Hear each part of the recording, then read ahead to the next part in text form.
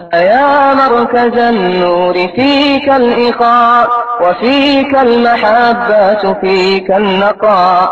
يا مركز النور فيك الإخاء وفيك المحبة فيك النقاء. وفيك تجمع شمل الشباب فصرت بحق لهم ملتقى. وفيك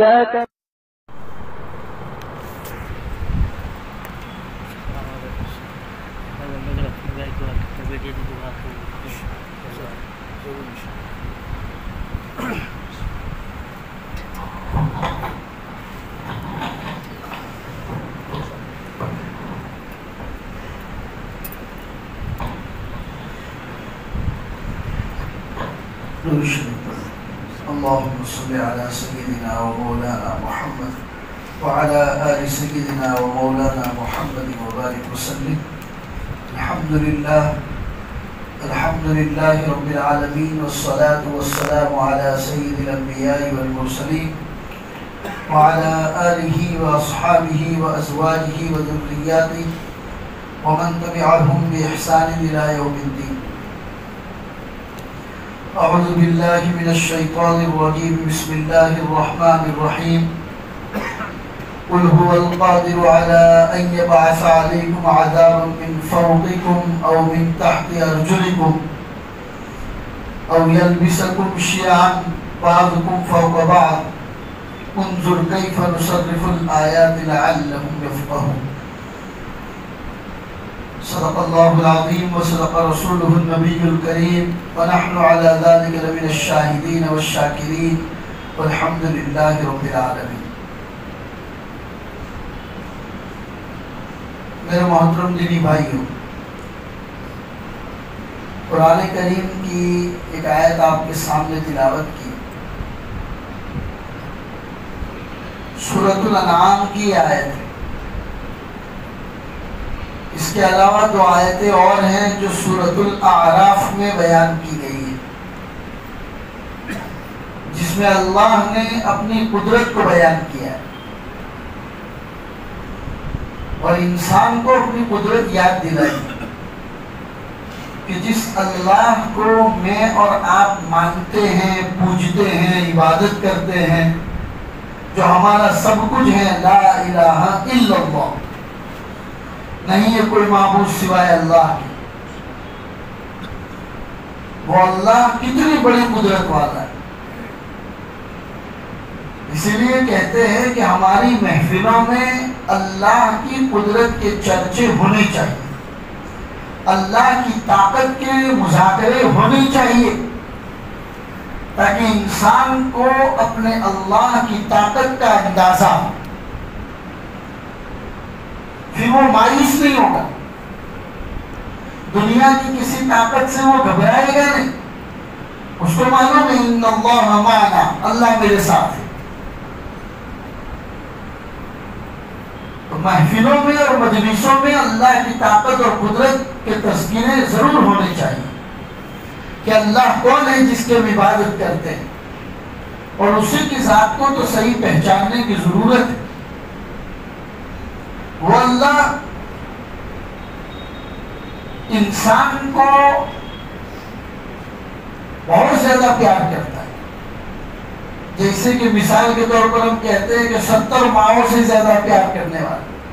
حالانکہ بیٹے کی محبت ماں کے ساتھ اور ماں کی محبت بیٹے کے ساتھ اس کو الفاظ میں بیان نہیں کیا جا سکتا کہ ماں اپنے اولاد سے کتنی محبت کرتی ہے، آپ بیان بھی نہیں کر سکتے، لکھنا چاہیں تو لکھ بھی نہیں سکتے، بے انتہا۔ جہاں آپ کے قلم ٹوٹ جائیں، جہاں آپ کے جذبات ختم ہو جائیں، وہاں سے ماں کی محبت کی ممتا شروع ہوتی ہے۔ ماں کی محبت ایک جذبات ہوتے ہیں، جس کو کسی شاعر نے کہا ہے جذبات ایک عالم اکبر ہے، الفاظ کی دنیا چھوٹی سی، الفاظ میں آپ بیان نہیں کر سکتے۔ جذبات ایک عالم اکبر ہے، الفاظ کی دنیا چھوٹی سی، اظہار تشکر کیوں کر ہو یہ جرأت بے جا ہے۔ تو اللہ تو اس ماں سے 70 گنا زیادہ پیار کرنے والا اپنے بندے سے، پھر بھی آپ دیکھتے ہیں اللہ اپنے بندے کو کہیں خوشی میں مبتلا کرتا ہے تو کبھی غم میں مبتلا کرتا ہے، کہیں کاروبار میں برکت دے کر آزماتا ہے تو کبھی کاروبار کے نفع کو چھین کر آزماتا ہے، کہیں تندرستی دے کر آزماتا ہے تو کہیں بیماری دے کر آزماتا ہے، کہیں اولاد دے کر آزماتا ہے تو کبھی اولاد چھین کر آزماتا ہے، کیونکہ وہ جانتا ہے بندے کے تمام اتار چڑھاؤ اور کون سی چیزیں اس کے لیے فائدہ مند ہیں، کون سے نقصان دہ ہیں، وہ تمام چیزیں اللہ جانتا ہے۔ اسی لیے اس بات کو قرآن میں کہا گیا عَسَىٰ أَن تَكْرَهُوا شَيْئًا وَهُوَ خَيْرٌ لَكُمْ، کتنی چیزیں ایسی ہوتی ہیں جسے تم ناپسند کرتے ہو حالانکہ اسی میں تمہارے لیے خیر چھپی ہوئی رہتی ہے۔ عَسَىٰ أَن تُحِبُّوا شَيْئًا، کتنی چیزیں ایسی ہیں کہ جس کو تم پسند کرتے ہو حالانکہ اس کے پیچھے تمہارے لیے نقصان۔ آپ نے سورہ کہف میں حضرت موسیٰ اور اللہ کے نبی حضرت خضر علیہ السلام کا قصہ سنا ہو۔ حضرت موسیٰ نے جا کے کہا حضرت خضر کو کہ میں آپ کی خدمت میں رہنا چاہتا ہوں، تو کہا آپ میرے ساتھ نہیں رہ سکتے، تمہاری اور میری لڑائی ہو جائے گی۔ کہا کہ نہیں میں رہنا چاہتا ہوں، کہا رہنا ہو تو پہلی شرط یہ ہے کہ سوال نہیں کرو گے۔ کہا ٹھیک ہے۔ چنانچہ دونوں لوگ چلنے لگے، ایک ندی آئی، راستہ کراس کرنا تھا، ندی پار کرنی تھی، چھوٹے معصوم یتیم غریب بچوں کی کشتی تھی۔ ان بچوں نے دیکھا کہ بڑے اللہ والے لوگ ہیں، بچوں نے کہا کہ آ جائیے ہماری کشتی میں بیٹھ جائیے، ہم آپ کو فری میں دریا پار کرا دیتے ہیں، ہم آپ سے پیسہ نہیں لیں گے۔ کشتی میں بیٹھے دریا پار کر رہے تھے، ابھی دریا کے بیچ میں پہنچے تھے کہ حضرت خضر علیہ السلام نے کشتی کے تختوں کو اکھاڑنا شروع کر دی۔ حضرت موسیٰ نے کہا ارے بھائی کیا کر رہے ہو؟ یتیم بچوں کی کشتی ہے، انہوں نے ہمیں فری میں بٹھایا ہے، آپ انہی کی کشتی کو توڑ رہے، ارے ہم ڈوب جائیں گے۔ حضرت خضر نے کہا میں نے کہا تھا کہ تم میرے ساتھ نہیں رہ سکتے، سوال نہیں کرنا۔ کہا ٹھیک ہے، ایک مرتبہ معاف کر دیجیے، آئندہ سوال نہیں کروں گا۔ آگے چلے، کچھ بچے آپس میں کھیل رہے تھے، اس میں ایک بہترین خوبصورت بچہ جو بڑا ذہین اور ہوشیار معلوم ہو رہا تھا، بچوں سے کھیل رہا تھا۔ اللہ کے نبی حضرت خضر علیہ السلام نے اس کو پکڑا اور اس کی گردن مروڑ دی۔ اللہ کا نبی حضرت موسیٰ برداشت نہیں ہوا، ارے کیا کر رہے ہو آپ، اس معصوم بچے نے آپ کا کیا بگاڑا ہے، آپ نے اس کو مار دیا۔ کہا کہ آپ نکلو بھائی، آپ میرے ساتھ رہ ہی نہیں سکتے، میں نے کہا تھا سوال مت کرنا۔ کہا کہ آخری چانس دے دو، آئندہ اگر سوال کروں تو نکال دینا، بلکہ میں خود نکل جاؤں گا، ایک چانس دے دو۔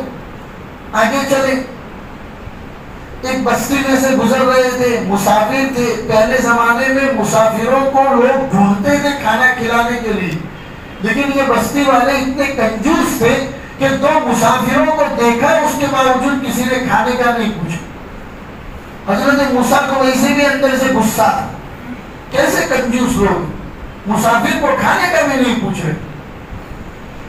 بستی سے باہر نکل رہے تھے، ایک دیوار بالکل ٹیڑھی ہو چکی تھی، گرنے کی تیاری تھی۔ حضرت موسیٰ حضرت خضر علیہ السلام نے جا کے اس دیوار کو درست کر دیا، اس کو گرنے نہیں دی۔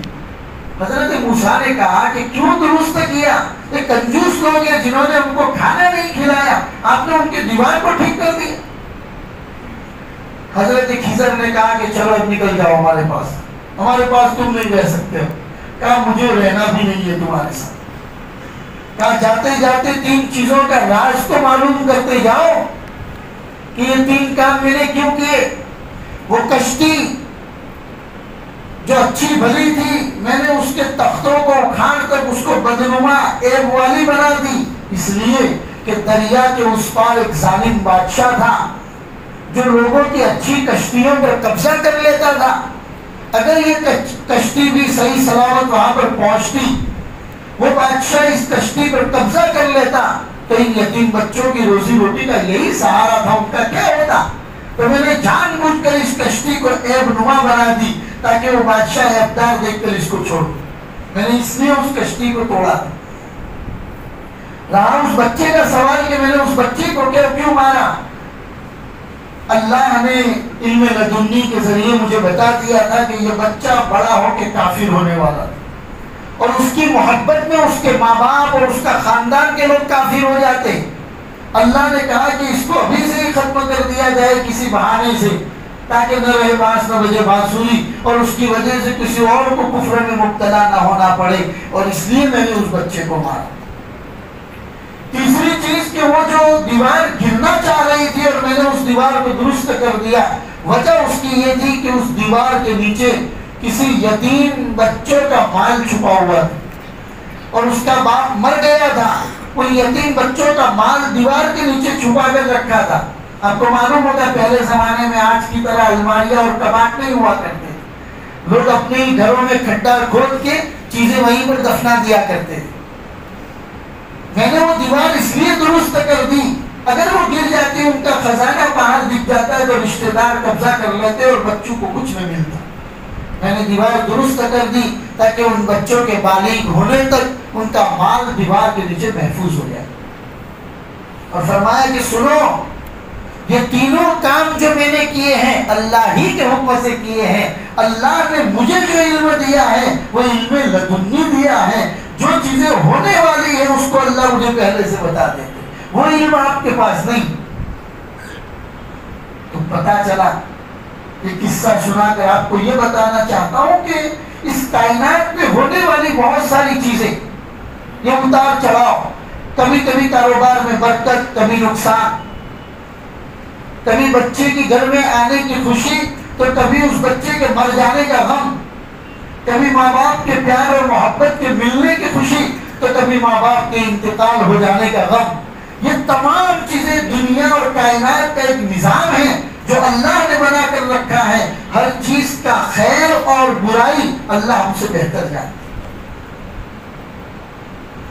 میں نے قرآن کریم کی آیت جو آپ کے سامنے پڑھی، سورۃ الانعام کی آیت، اس کا ترجمہ آپ سن لیجیے.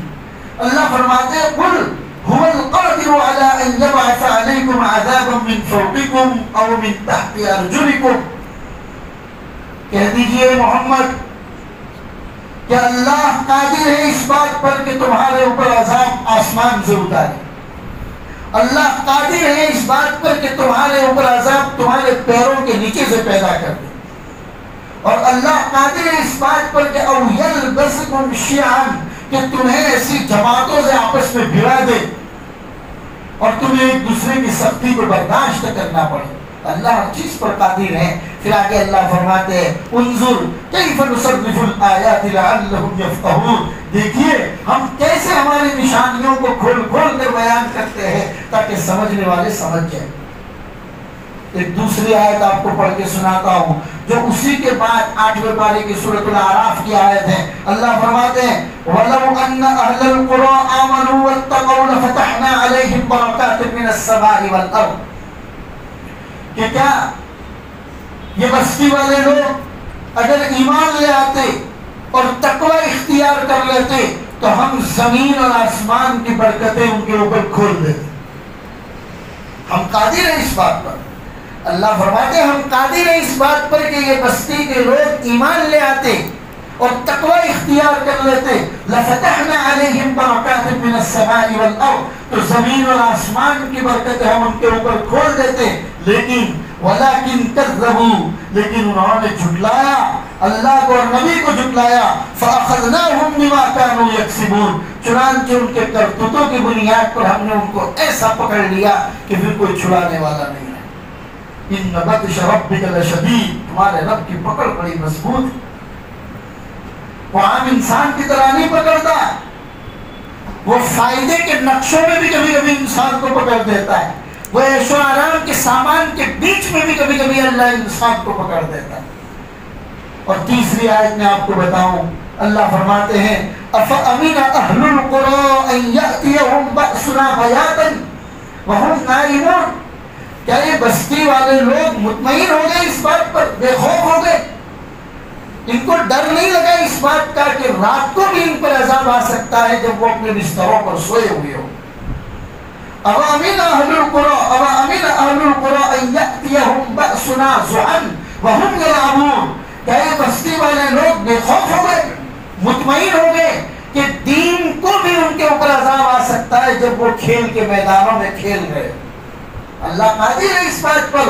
تم رات کو بستروں پہ سوئے ہوئے ہو اس وقت بھی عذاب آ سکتا ہے, اور دین میں میدانوں میں کھیل رہے ہو اس وقت بھی تم پر عذاب آ سکتا ہے. اللہ قادر ہے. آگے اللہ فرماتے ہیں افامنوا مکر اللہ, کیا یہ لوگ اللہ کی خفیہ تدبیر سے بے خوف ہو گئے؟ فلا یأمن مکر اللہ الا القوم الخاسرون, اللہ کی تدبیروں سے تو وہی لوگ مطمئن ہوتے ہیں جو نقصان اٹھانے والے لوگ ہوتے ہیں. جو اللہ سے پیار کرتے ہیں وہ اللہ کی تدبیر سے کبھی بے خوف نہیں ہوتے, وہ تو ہمیشہ ڈرتے ہیں اللہ کے پاس. آپ نے دیکھا پچھلے دنوں میں ترکی اور سیریا میں آنے والا سخت ترین زلزلہ,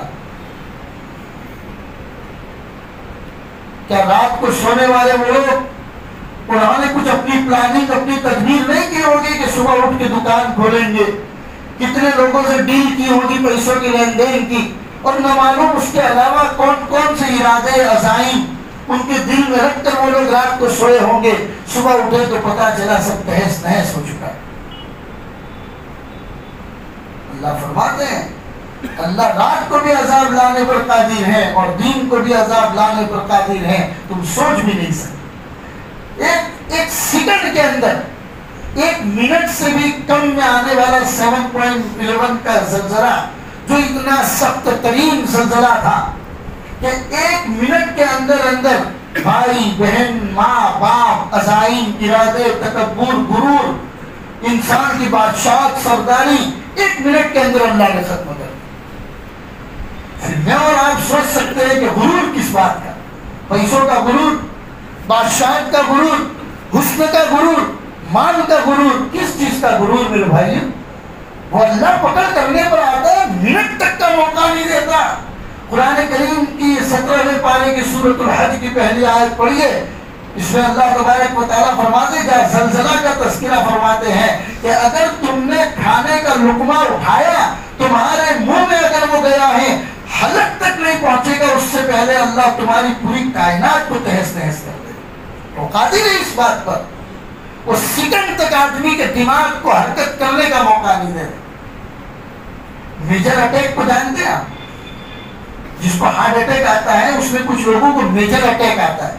ڈاکٹروں کی زبان میں کہا جاتا ہے کہ ایک اٹیک ہوا, ابھی اس اٹیک سے انسان کا بدن سنبھلا بھی نہیں تھا کہ فوراً دوسرا اٹیک, فوراً تیسرا اٹیک, اور ان 3 اٹیک کے سلسلے میں فوراً اس دماغ کے اس حصے کے اندر خون کی ایک چھوٹی سی گیند جیسی بن جاتی ہے اور دوسرے ہی سیکنڈ میں بلاسٹ ہو جاتی ہیں اور نسیں پھٹ جاتی ہیں. مضبوط انسان 40 سال کا ہٹا کھٹا نوجوان, پتہ بھی نہیں چلتا میجر اٹیک کی وجہ سے اس کی رگوں کو اللہ پھاڑ کے رکھ دیتے. وہ قادر ہے, ہر چیز پر قادر ہے. انسان کو کبھی غرور تکبر میں مبتلا نہیں ہونا چاہیے میرے بھائی. اللہ کی دنیا ان زلزلوں کی بہت ساری وجوہات بیان کرتی ہے. کچھ لوگوں کا کہنا ہے کہ بھائی یہ ایک نیو ٹیکنالوجی ہے, ہارپ ٹیکنالوجی کے نام سے امریکہ نے 1993 کے اندر اس کی بنیاد رکھی تھی, جس میں انہوں نے بڑے بڑے ڈش اینٹینا وغیرہ لگائے ہیں. اور اس ٹیکنالوجی کو بنایا ہی اس لیے گیا تھا تاکہ زمین کے اندر جو خزانے چھپے ہوئے ہیں وہ معلوم کیے جائیں. ہارپ ٹیکنالوجی, اور اسی کی بنیاد کے اوپر وہ ان ڈش اینٹینا اور ٹاورز وغیرہ کے ذریعے ایسے ریڈیشن پیدا کرتے ہیں اور اتنے تیز پیدا کرتے ہیں کہ جس کی وجہ سے وہ جب چاہے کسی علاقے میں ضرورت سے زیادہ بارش بھی برسا سکتے ہیں, اور کسی علاقے کے اندر اتنی زیادہ گرمی ہو جاتی ہے کہ وہاں کی تمام سرخیز زمینیں, ہری بھری زمینیں بالکل چکر میدان میں منتقل ہو جاتی ہیں. یہ ہارپ ٹیکنالوجی جو انسان کی بنائی ہوئی, انہوں نے اس کو یونو میں پاس کروایا اور اس کی تمام اس کے اندر استعمال ہونے والی تمام چیزوں کو سامنے رکھ کر اس کو پاس کروایا. یہ اللہ کے ساتھ, یہ گویا کہ اللہ کی تخلیق, اللہ کی جو بادشاہت ہے اس کے ساتھ ایک طرح کا کھلا چیلنج. ابھی بھی جو کہ سائنس دانوں کا کہنا ہے کہ کیا اس ٹیکنالوجی کے ذریعے زلزلے پیدا کیے جا سکتے ہیں کہ نہیں کیے جا سکتے. بعض سائنس ہاں بھی کہتے ہیں، بعض سائنس نہ بھی کہتے ہیں، یہ تو سائنس اور ٹیکنالوجی کا کام ہے، ہم اس کا کلیہ انکار نہیں کرتے۔ انسان کے فائدے کی اس میں چیزیں بھی بہت ہیں، لیکن نقصان کی چیزیں بھی ہیں، لیکن ہم تو مسلمان ہیں، ہمارا ایمان اور عقیدہ اس بات کے اوپر ہے کہ زلزلے جب بھی آتے ہیں وہ انسان کے لیے کچھ نہ کچھ سبق لے کر آتے ہیں۔ مسلمانوں کے لیے اس میں سبق یہ ہوتا ہے کہ وہ اپنی پچھلی زندگی کے اوپر توبہ اور استغفار کرے اور اللہ کی طرف متوجہ ہو جائے۔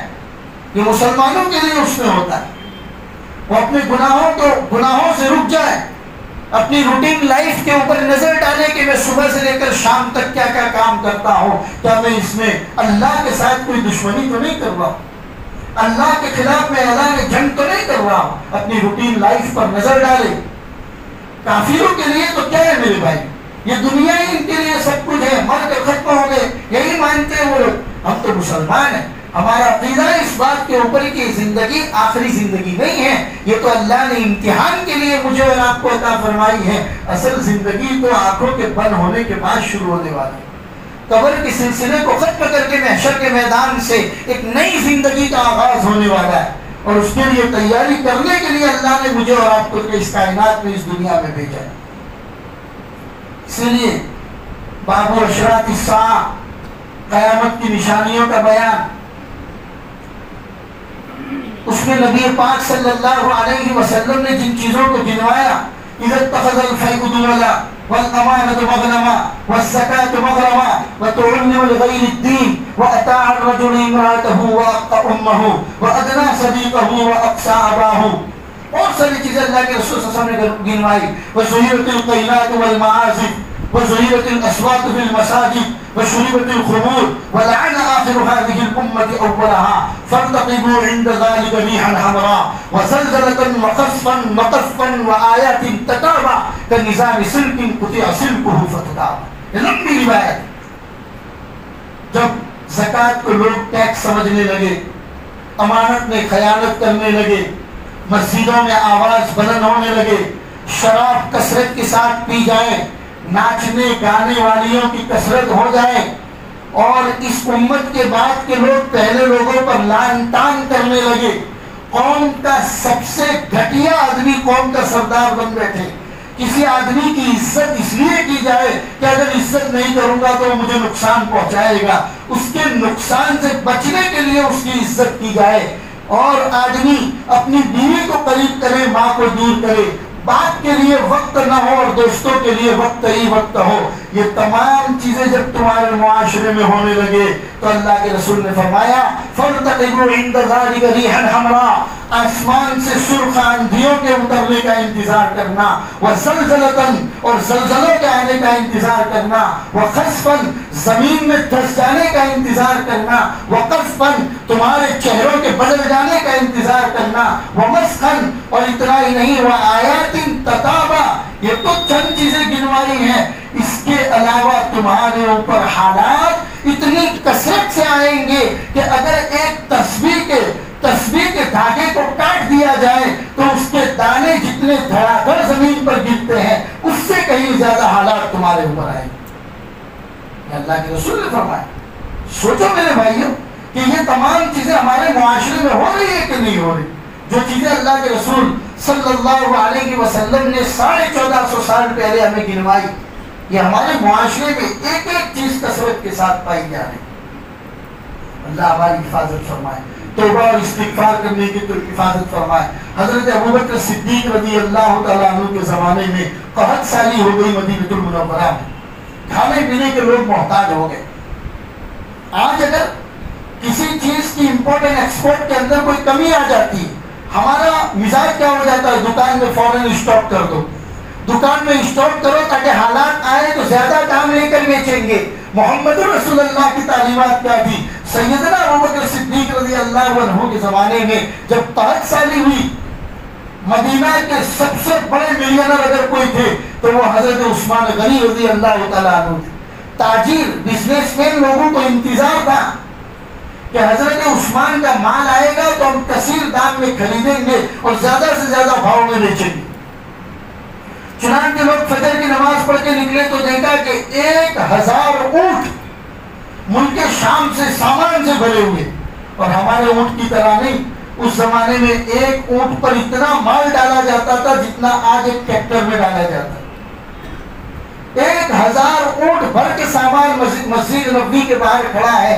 ताजिर लोग हजरत उस्मान से सौदा कर रहे हैं, हम आपको ज्यादा भाव देंगे, ये सामान आप हमें बेच दीजिए। हजरत उस्मान ने कहा नहीं भाई, ये तमाम माल मैंने उस ज़ात को बेच दिया है जिसने 1 दिरहम के बदले में 10 दिरहम देने का वादा किया, मैंने अपने अल्लाह को बेच दिया।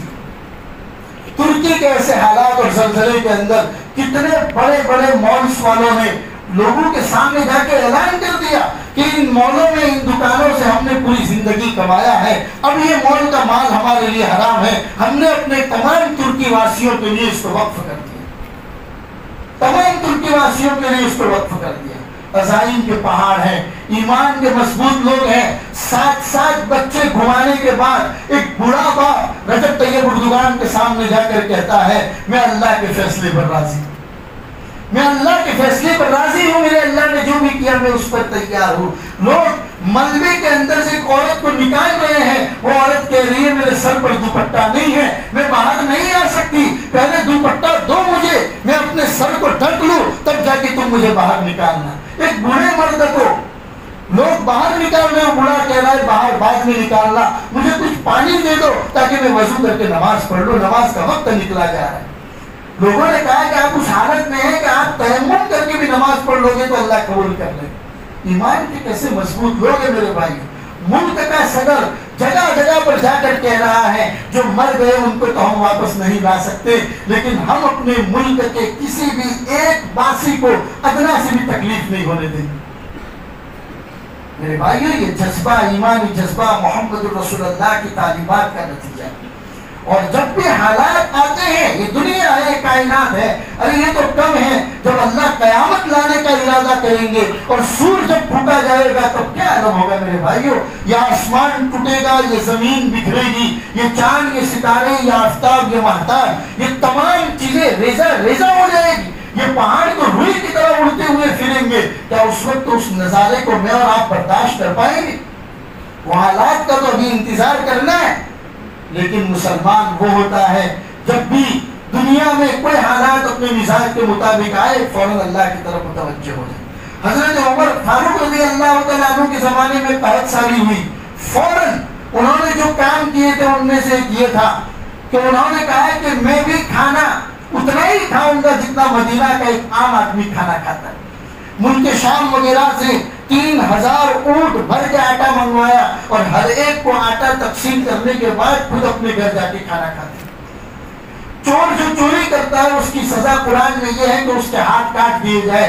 जब मुल्क में कहत पड़ा तो उन्होंने उस सजा को थोड़े दिनों के लिए रोक दिया कि अगर इन हालात में अगर कोई चोरी करता है तो उसका हाथ नहीं काटा जाएगा। और तौबा और इस्तिग़फ़ार कर दी। ज्यादा से ज्यादा मस्जिद नबवी ने सहाबा को बुलाकर कहा कि कसरत के साथ इज्तिमाई तौर पर अल्लाह की तरफ मुतवज्जे होने की जरूरत है, तौबा और इस्तिग़फ़ार करने की जरूरत है। लिहाजा मेरे भाइयों, कभी ये न सोचो हालात तुर्की में आए हैं, 2002 में हम पर भी तो आए थे। कच्छ का ज़लज़ला आपने देखा था, अंजार भूज का इलाका पूरा जमीन दोष हो गया था। आज गुजरात में सबसे ज्यादा डेवलपमेंट अगर है तो वहां पर। कभी कभी हालात अल्लाह हमें तरक्की देने के लिए भी लाते हैं। अल्लाह अपने बंदे को झिंझोड़ता है, प्यार करता है अल्लाह अपने बंदों से, इसलिए कभी रस्सी को थोड़ा मजबूत कर लेता है ताकि मेरा बंदा घबरा कर मेरे दरबार में आ जाए और मेरी तरफ मुतवज्जे हो जाए। तो कभी हालात हमें झिंझोड़ने के लिए आते हैं। लिहाजा मेरे भाइयों, तौबा और इस्तिग़फ़ार कसरत के साथ करने की जरूरत है। नमाजों के अंदर बिल्कुल कोताही कमी नहीं होनी चाहिए। ज्यादा से ज्यादा वक्त पर मस्जिद में बाजमात नमाज पढ़ने का एहतिमाम कीजिए। हमारी मस्जिदें खाली हो गई मेरे भाइयों। जुमा के दिन इतने सारे नमाजी नजर आते हैं तो बकिया दिन में कहाँ चले जाते हैं? क्या नमाज की फर्जियत का अंदाजा अभी हमको नहीं? आइंदा रमजान आ रहा है, उसकी तैयारी भी तो करनी है हमको। लिहाजा नमाज में हरगिज़ कोताही नहीं होनी चाहिए। मेरे नौजवान भाइयों को नमाज की बात आई तो 2-4 बातें बता दूं।